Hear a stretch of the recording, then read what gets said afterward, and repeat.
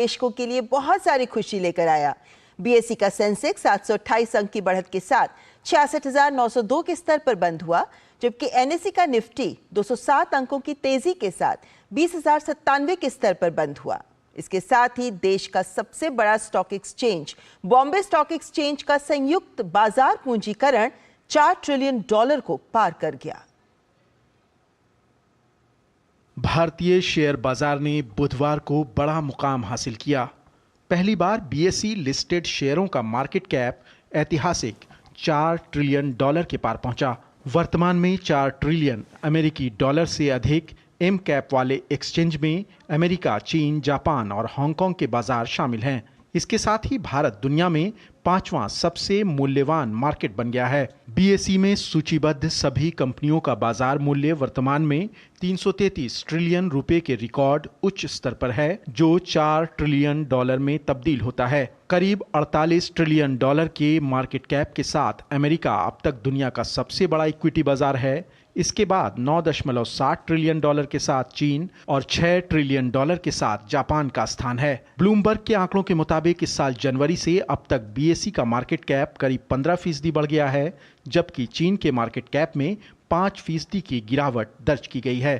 Top 10 market cap club में America एकमात्र बाजार है जो भारत की तुलना में 17% की तेज गति से बढ़ा है।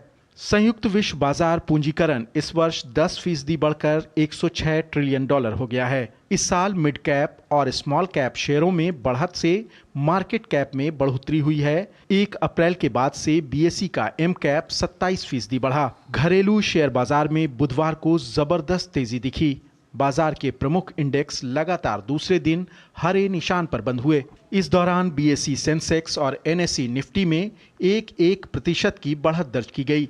सितंबर के बाद पहली बार निफ्टी फिर 20,000 के पार पहुंच गया है। शेयर बाजार में निवेशकों का रुझान दिखाता है कि भारतीय अर्थव्यवस्था में स्थिरता पर उनका भरोसा बढ़ा है। सेंसेक्स और निफ्टी इस बार 13 सितंबर के बाद अब वापस से अपने उस लेवल को क्रॉस किया है और इस समय 20,100 का आंकड़ा और सेंसेक्स ने 67,000 का आंकड़ा वापस से छुआ है। ये तेजी इस समय मार्केट में इसलिए देखने को मिल रही क्योंकि यहां पर ग्लोबल जो मार्केट है उनसे पॉजिटिव संकेत और भारत के फंडामेंटल यहां पर स्ट्रांग है, जिसकी वजह से अक्रॉस द सेक्टर चाहे auto, cement, FMCG, energy, bank, इन सभी काउंटर में यहां पर तेजी का ट्रेंड देखने को मिल रहा है और इसी वजह से यहां पर अच्छी खासी बाइंग जो है वो देखने को मिल रही है।